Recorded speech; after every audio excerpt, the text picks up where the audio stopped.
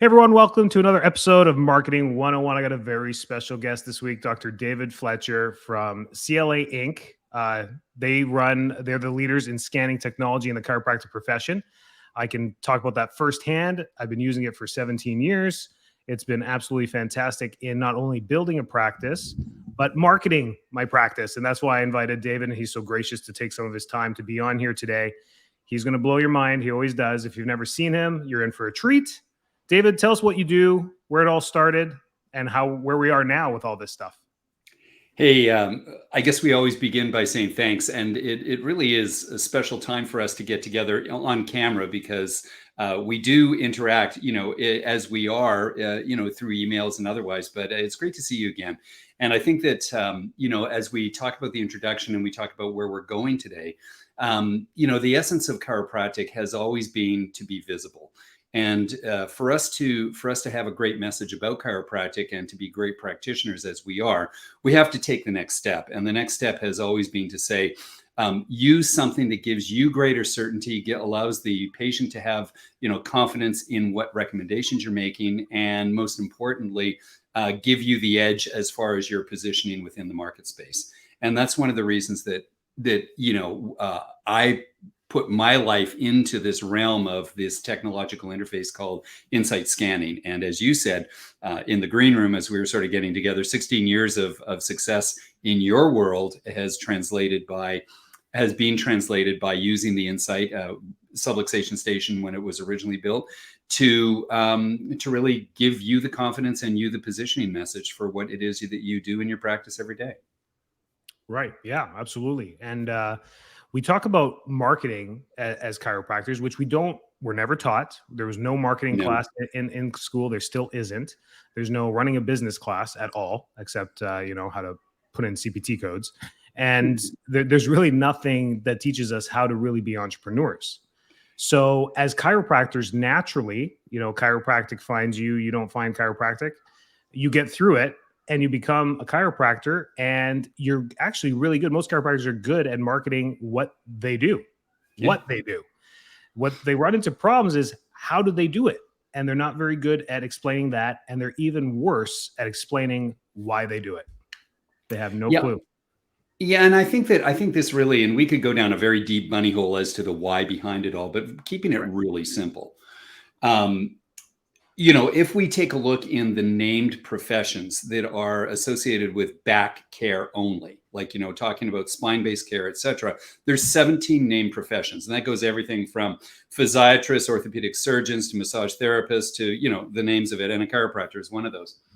And that's a cluttered marketplace. That's a red ocean that is completely relatable to any one of us on this call that would have this relationship of trying to say, well, I'm different, I'm better. And the way that great practices are built means that you don't have to give up your relationship to the spine. Goodness gracious, it's called a vertebral subluxation. Is that the greatest thing that you can do is move the message deeper and with more consequences and with more outcomes to get into the nervous system. And the minute that you take that next step, which is to align yourself with neurofunctionality, it opens up an incredible opportunity for you to move into a blue ocean of where there is really no one doing what we do. The trick then is to allow people to see that you have this special approach, or at least this very proven special approach, that allows you to not only identify where the distress on the nervous system is changing their health, perhaps giving them the symptoms that they came in with, but most importantly, that you can develop a plan that makes sense to them.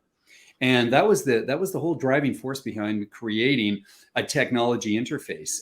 It's cool. If you were to use our technologies now, they work with an iPad interface. So you look really good. It allows you to access all the Apple features. But most importantly, it isn't just about the show and tell that you're doing in the office. It makes sense. It just makes sense. And so one of the sort of, I would say, branding moments for our technology, but for chiropractors using the technology, is that it makes the invisible visible.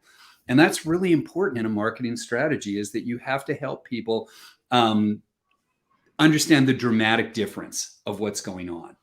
You have to use it. You have to give people the confidence to know that you're not just talking about the problem or listening to the problem, but you have a way of identifying and using objective data to absolutely define where it is that you're going to take them and how you're doing along the way. Love it. Yeah, making the invisible visible. That's what we've been doing in our practice. My story with CLA was very early on. I mean, right from graduation, bought a practice, figured out that, I want to do this myself, more of a type A person. And I learned very quickly within 8 weeks that, oh my gosh, this is not what I thought business was going to be like. And a mentor of mine told me, you got to get a substation. You got to get the substation. And we did. And we went from a 12 PVA to a 36 PVA. For those of you that don't know what that is, your patient visit average. We automatically tripled our practice because we were able to discuss and get them to the second progress exam and the third progress exam to show them how the nervous system changes over time. And I thought as an upper cervical doctor, that was going to be no problem. But you know how it is, chiropractic works every single time. So sometimes it's 4 visits, sometimes it's 10 visits. People get better and they think it's the medical model. So for me, it was a life game changer. And then at that point, I had to go and learn CLA. I had to go and learn what all this stuff was. And it took a while, going to the mountain a few times, understanding how it works, and then now having that certainty to move forward. So the point of this podcast and why I was excited for you to say yes is, how can chiropractors continue to move the needle with certainty to reach more people in their community? I think technology is one huge step. It is. And there's an expectation when people go into a healthcare provider these days that it isn't just a string on a, plumb line that says, oh gosh, your shoulder is low and your hips are high. We're far past that level of technology. And although these are pretty good digital, sensors, it really is important for a person to see and to acknowledge, like we said, making the invisible visible. And I think that one of the things that we've been able to do in this innovative response that we've had to, and by the way, we stay in our lane.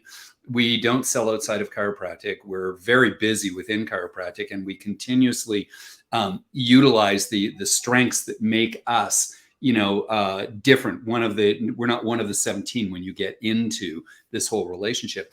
So it was really one of the mandates for us to be able to do a couple of things from a marketing perspective.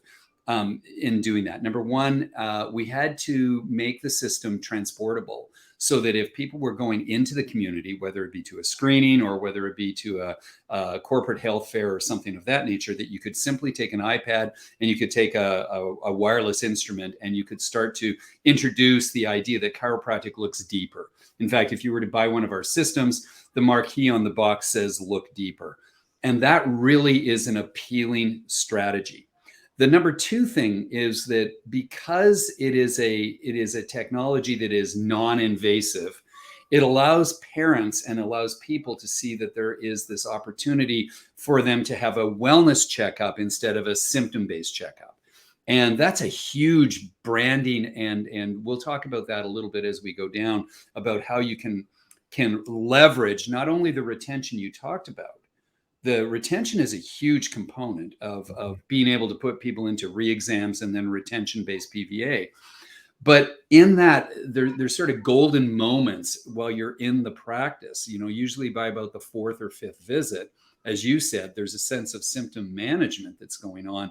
That is the golden moment where you start to say, we'd like to look and get a neurological report card on your child, on other family members. And it's almost immediate. So the second R, if you will, well, third R, I guess, re-exams and retention, is this idea of referrals. And in your practice, I know we actually practice geographically in the same sort of hood. I was just north of Calgary in Sylvan Lake when not exactly when you were there, but we opened up that entire central Alberta community to this idea of growth and development based on the idea of concentric rings in terms of marketing within your practice. So I think that you've always described this as having, two models of marketing strategic positioning. Number one, external, getting out to the community, making sure you have visibility out there, but also marketing from within. And if I was to build my practice these days, I'd bait the hook and put it out into social, and I would do everything that I could to have visibility in all the different channels that we had. Probably low on the list would be standing in a mall and doing a screening. But hey, listen, it works. However, I would say if we look at the 80-20 marketing strategy, 80% of that is building the confidence within within this nuclear associative families, if you would, within your practice. And within that, these concentric rings are very easy to identify. And we see this all the time within our community of chiropractic scanning doctors. And by the way, it's thousands, and we sell into 26 different countries now actively. So, I mean, it's quite a phenomenon to be scanning. The very first thing, and we used to have in the office, we had a framed, or I guess it would be put on the wall policy. It was a policy. And it said directly as they walked down the hallway, it said, it is the policy of this office that every child should have the opportunity to be checked for vertebral subluxations before they become a health issue. That's what it said. And so it became the policy that our staff directed their attention to, that people were given direction to say, I want my child checked. And so we endorsed in a marketing strategic model about engaging the family members. Immediately as they were engaged in our practice, they'd see it, they'd hear it, they'd look at it, is that we did well child checkups. We didn't wait for this whole idea. So we actually became a promotive model for the well child checkup, not the sick child checkup. So we didn't, it was huge. And we started to build that sort of first concentric ring of child, sibling, and we ended up having a 4-generational practice. And that was based upon the idea. In the original substation, it didn't have heart rate variability, but now with HRV in there, there's 2 pediatric sensors that come along with it, and you can start to check everyone from newborns to super seniors. You know, I mean, it's really useful. But the minute that you get that first breakout from the symptomatic patient into the referral of that next family member, you enter into what we refer to as the 4-generational model of this. And so we would train our staff to understand that for every person that walked in that door, there was 4 generations attached to them. And we built our entire practice model through the scanning and the orientation towards the subluxation and neurological competency by knowing that we could scan children, we could scan babies, we could scan parents, great-grandparents, and grandparents. And that was our super skill. And it was so huge that, and use the term PVA, and I don't want this to be sort of mine's bigger than yours, you know, comment. But I finished my practice, and when I moved to Toronto, I finished my practice about 7 years ago because I had to dedicate towards the CLA side. My practice PVA was at 305. And that's an incredible number. And that means that for every new patient that came through there, that there was an average of 305 visits. There was just no reason at all. Now, that's a little bit skewed because I stopped taking all the new patients. You know, associates would take over. But for the people that I worked with for years and years and years and years, we kept them oriented to this whole concept of staying ahead of the curve and giving them the tools that they needed to make better life decisions. And chiropractic was foundational for them. Yeah. Isn't it amazing to see a patient like now with all the technologies, ChiroTouch, EHRs, they walk in for their 395th visit or 400, you know, I'm like, you look at that number, you're like, you know, what am I doing right? And it all bases because of that. It all really based that. And I told you mine from 12 to 36. That was in my first 6 months. I mean, I know. Yeah. Now we're moving into family based, and that was how my pediatric practice grew too. Because you can't upper cervical X-ray a 1-year-old. You shouldn't. You can, but we don't. Right, especially in Calgary, we're not going to do that. No. And we didn't do that. So that became a huge tool for us moving forward as well. So the how is the technology. Now the why is everything you just said. You know, you do it to hold the patient's health accountable and use chiropractic to facilitate change. I mean, that's how you do it. But so how do you document this? And we just wrap it up with CLA. That's how you document the change that is actually happening, because symptoms only take you so far. And x-rays only take you so far as well. People are better before the x-ray even looks better. You know that? So when you have HRV and you have thermography, and I have the 5-tex, you know, I started a long time ago. So all that stuff. Do we use algometry very often? No, it's great for personal injury. And the range of motion is fantastic as well to document that as well. So these technologies are sound fundamental principles of chiropractic, but the way you've brought it in is such a great way to tie in the entire concept of how the central nervous system actually works, and that's through the HRV. I like the HRV the most. It gets the most talk points, it gets the most understanding from the patients. But from a marketing perspective, this is such an internal, and it's turning. You guys have done such a great job, and I think heart rate variability in itself with the Apple iWatch and the Fitbits and all these things, people are a lot more aware of things that they can be monitoring on a daily basis, from sleep to heart rate variability to O2, that it is becoming an external marketing tool very well. And we don't mean standing in a mall, but just these guys are separated from the entire industry, not just chiropractic, but from the entire industry, because they're monitoring these things on a consistent basis, instead of blood pressure and vital signs. Yeah, and it's interesting. You brought up a couple of really cool points. I'll be brief. You can build a different relationship in your community with other professionals too. Just as you said, HRV is a universally accepted model now of looking at things that matter, which is autonomic dissonance, or the ability of the body to stay in an adaptive state. I just got an interesting email from, of all places, a rheumatologist from, never met the guy, from Texas. And he got on YouTube, saw one of my YouTubes, which is, by the way, Chiros of CLA on YouTube. And there's a great sequence that's called A Day in the Life. And I go through how to use the HRV, et cetera, et cetera. But he gets in it and he goes, my God, I work at the Mayo Clinic. And he said, and they talk about autonomic dysfunction. He said, but you made it so clear.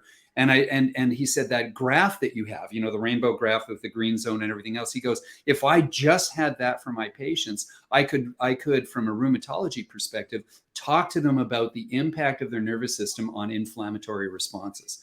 And I thought, okay, now we're talking about this model. You see, we don't live in a bubble. We tend to think we do, but we don't live in a bubble. Number one, from a marketing perspective, everybody's talking, and they're talking big about it in social.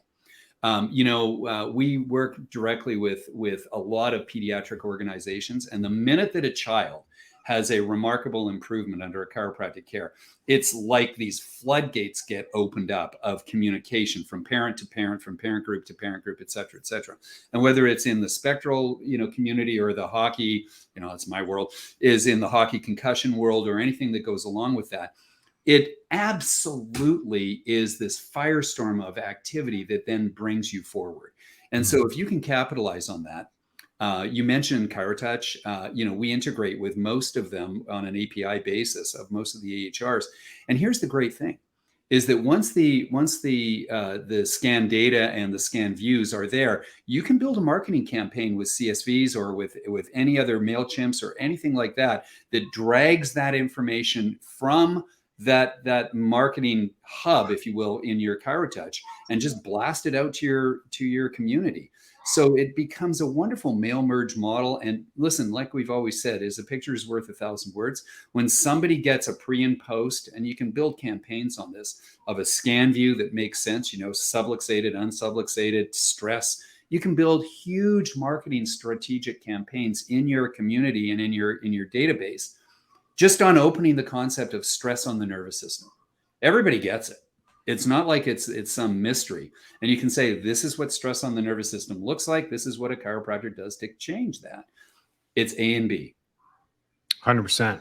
100%. As much as I hate technology, it's a love-hate relationship. I love it. I just hate it when it doesn't work. Oh, yeah. But it's the way we do things, and every industry now is using technology to monitor even the simplest things of vital signs. I mean, this is all just a cuff now. You don't have to put on a stethoscope anymore. It really upgraded our perception. We literally have families that are excited about their next scan, and those are the ones that are at visit 300, because they are monitoring, they're engaged with it. Others may not care about it, but it's an educational tool that we use for that. So for chiropractors out there looking at the next shiny thing that they always add, it's always defaults, as a consultant and I coach chiropractors, is they always default to the next symptom-based thing. What's the next thing I can add to my practice, the next shiny thing? And some of these things are ridiculously expensive. I encourage you, if you don't have CLA in your practice, that is the shiny thing you should have, because it branches everything together, and it just takes what you're already doing and makes it better. It really does. And that's, any good business should always work on the bread and butter of their business and make even better bread and even better butter to build a stronger business when it comes to that, before we start adding the jam and the jellies.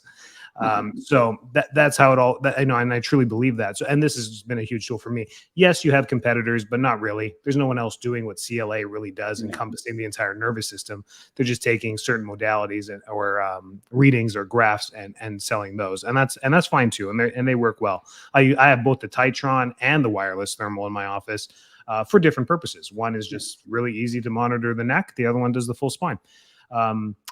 Yeah. Anything else you want to add?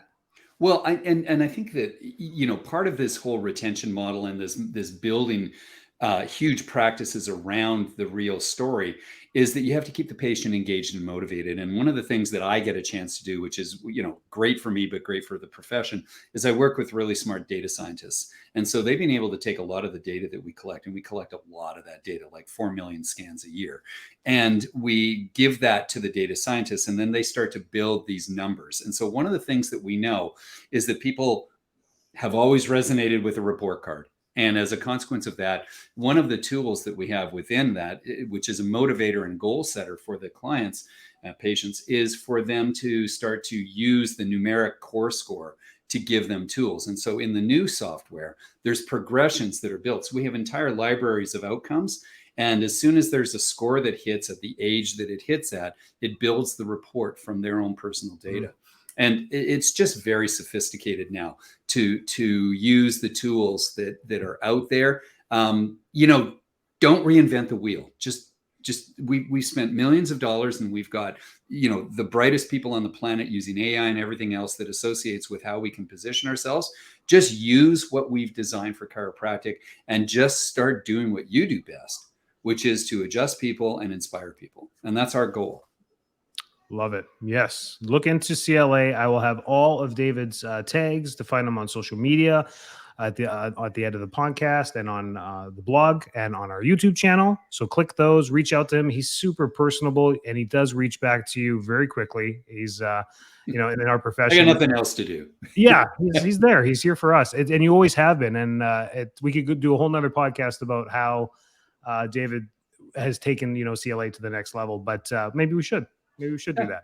I'm always available. Thank you so much for your time. It was awesome having you here. And listen, shall we go to the Stampede sometime soon? We should do that. You know, I've been thinking about a mastermind out there. I don't know if you saw my pictures from Kananaskis. And I didn't catch those. No, I should have. From last week.